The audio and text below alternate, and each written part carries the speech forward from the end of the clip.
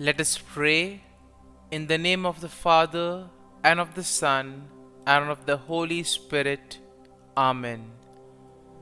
O Jesus, through the Immaculate Heart of Mary, I offer you my prayers, works, joys, and sufferings on this day for all the intentions of your Sacred Heart, in union with the holy sacrifice of the Mass throughout the world, in reparation for my sins, for the intentions of all my relatives and friends, and in particular for the intentions of the Holy Father.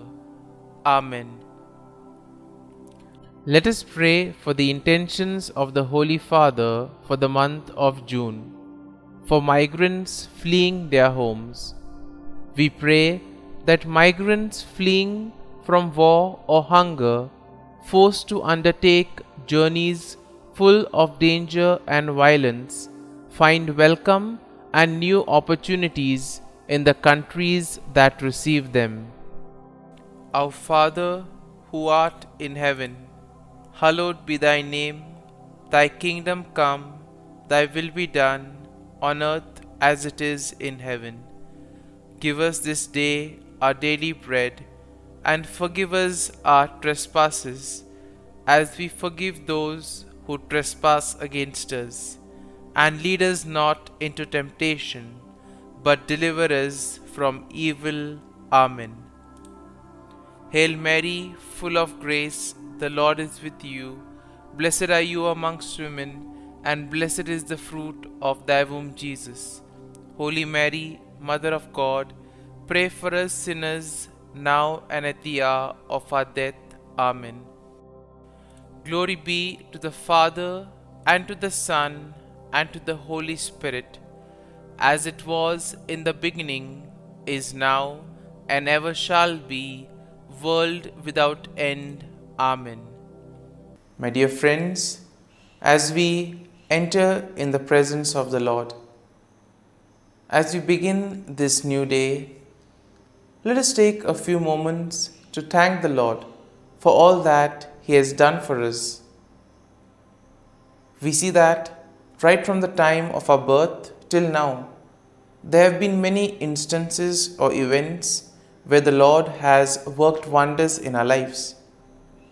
He has guided us, He has protected us, He has shown us the way, helped us to overcome challenges and difficulties.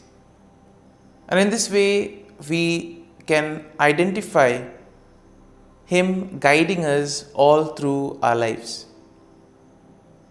But there are occasions wherein we find it difficult to recognize His presence among us.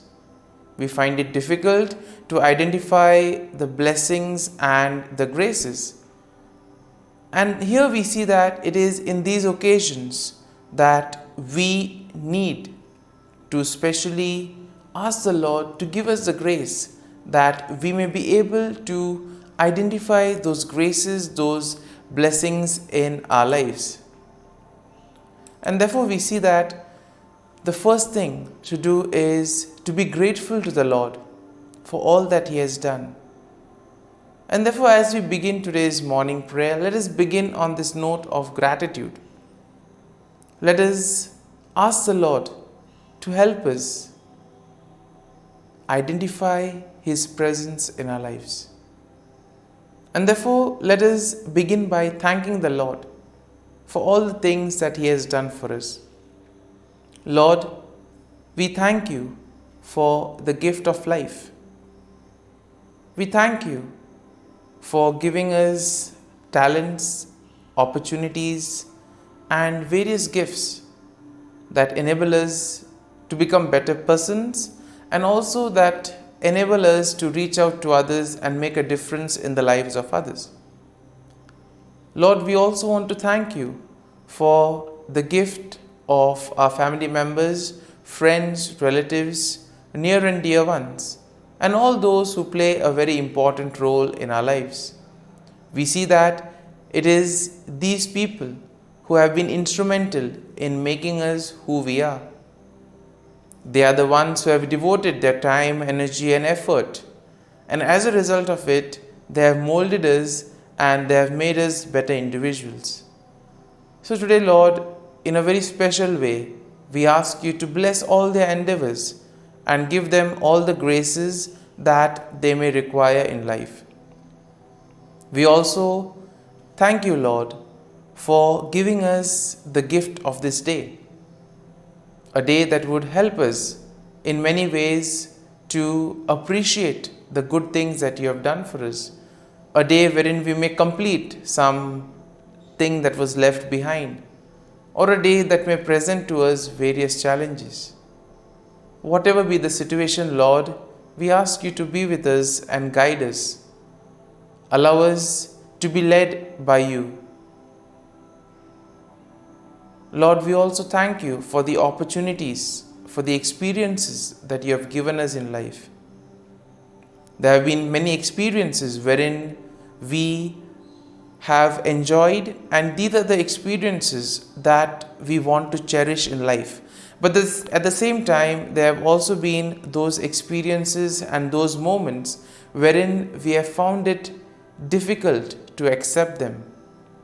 These are the experiences that have been learning experiences. They have taught us a lot in life. Though they may have been hard, bitter, but still they have given us a valuable lesson. They have made us stronger. And therefore, Lord, we also thank you for those moments which have helped us to become strong, which have helped us to become better individuals. And Lord, we also thank you for giving us opportunities to reach out to others, to make use of our talents. And thus, Lord, we ask you to be with us, guide us throughout this day.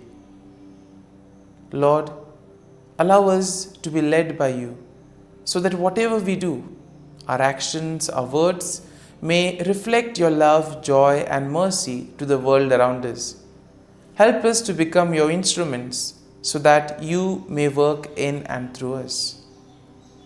And therefore now, my dear friends, let us all close our eyes at this moment and let us praise the Lord that He has woken us up in this morning.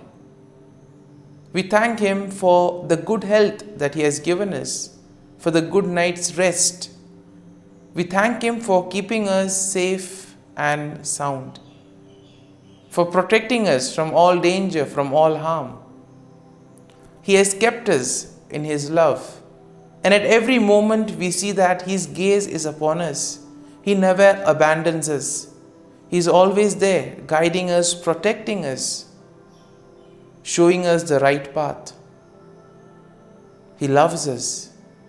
And for all this, let us praise Him, let us thank Him, and let us glorify Him. Lord, as we offer you this day, we ask you that you be with us. Help us to make the right decisions. Help us to do the right things, so that we too may become worthy instruments, that we may be worthy workers in your vineyard.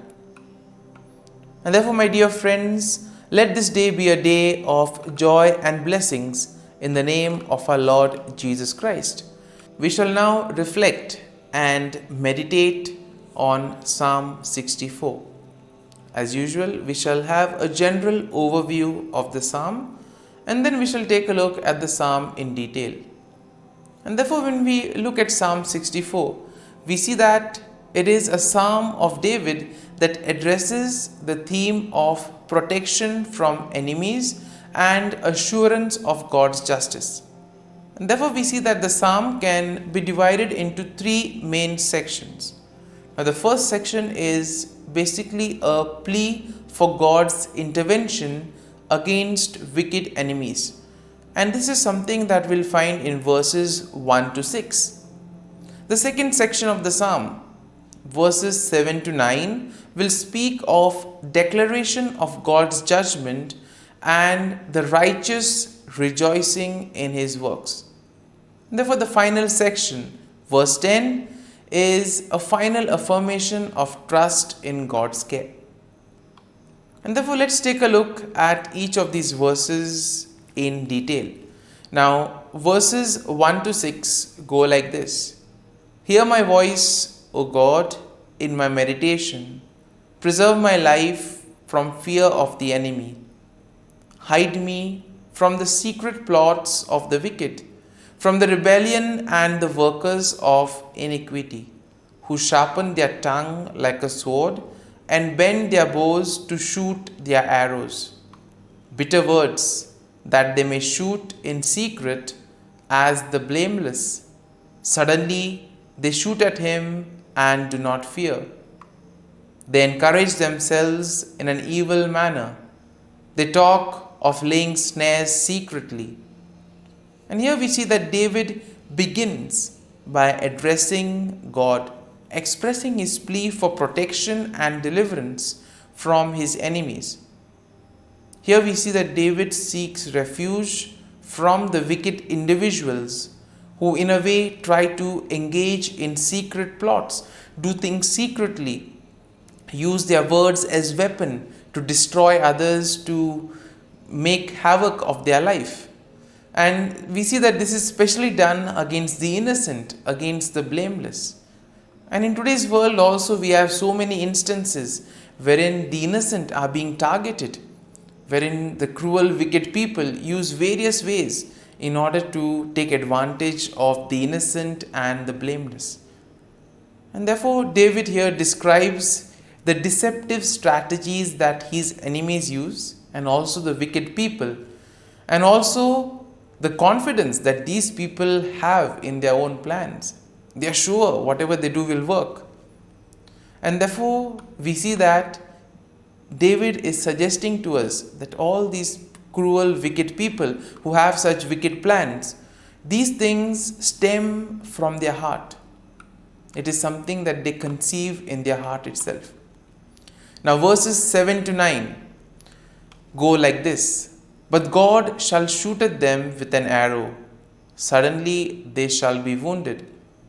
So he will make them stumble over their own tongue. All who see them shall flee away. All men shall fear and declare the work of God, for they shall wisely consider his doing. Now in this section, David declares God's judgment upon the wicked. He expresses confidence in God's intervention, and thus he states that God will shoot arrows at them and cause them to stumble. In other words, God will take appropriate action. He will humble the proud. He will bring justice to all those who face injustice. And in this way, all the wicked, all those who do evil will be humbled. They will be brought down. And therefore, David envisions a scenario where the sight of God's judgment will invoke fear and will cause the people to recognize and proclaim the works of God. And therefore, the deeds of the wicked, though they are done in secret, all of that will be exposed. It will be brought to light. It will be out there in the open. And their plans will come to nothing. And therefore, all their plans will be destroyed. So therefore, David emphasizes the need to place faith and trust in the Lord. And finally, in verse 10, we have the conclusion of the psalm. And therefore, the verse goes like this. The righteous shall be glad in the Lord and trust in him. All the upright in the heart shall glory. Once again, a consolation for all those who have been facing difficulties in their lives, all those who have been victims of injustice. And therefore, the psalm concludes with an affirmation of trust and rejoicing among the righteous. Finally, justice will be served. The wicked will be punished. And therefore, here we see that David declares that the righteous will find gladness in the Lord and they will place their trust in God. The upright in heart will boast in the Lord and they will celebrate his faithfulness and justice. And therefore, overall, we see that Psalm 64 presents a plea for God's intervention against the wicked enemies, and it expresses confidence in his judgment. It also highlights the deceptive tactics of the wicked and their plans to harm the blameless. And therefore, the psalm assures the righteous people that God will protect them, and all that they need to do is place their faith and trust in the Lord. It emphasizes the ultimate triumph of the righteousness and the recognition of God's works among His people. And therefore, the psalm will serve as a reminder that God sees and judges the actions of the wicked, and He provides security and justice for all those who do the will of God. Therefore, my dear friend, let us now spend a few moments reflecting on this psalm. There may have been many things that would have touched us. Could be a verse, could be a sentence, could be a thought or a word. Remain with it. Allow it to take root in you. In this way, we see that the psalm will really be meaningful to us, and will be ultimately be able to draw fruit from it. And therefore, as we spend these few moments in silence, allow the word, allow the thought to take root in you. Let it become part of you, so that ultimately all your works, actions today will be able to radiate the love, peace and mercy of God. That you too will be able to praise the Lord in all your works, in all your dealings with others. And thus you will be a worthy instrument to work in the vineyard of the Lord.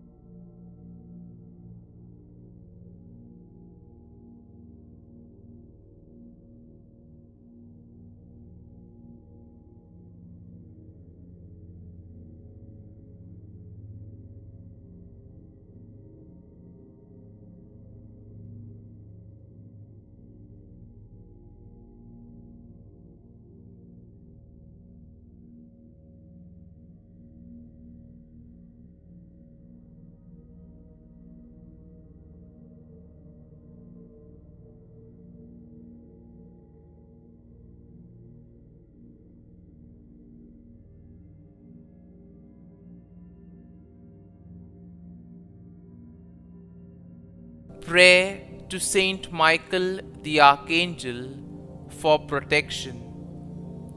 Saint Michael the Archangel, defend us in battle.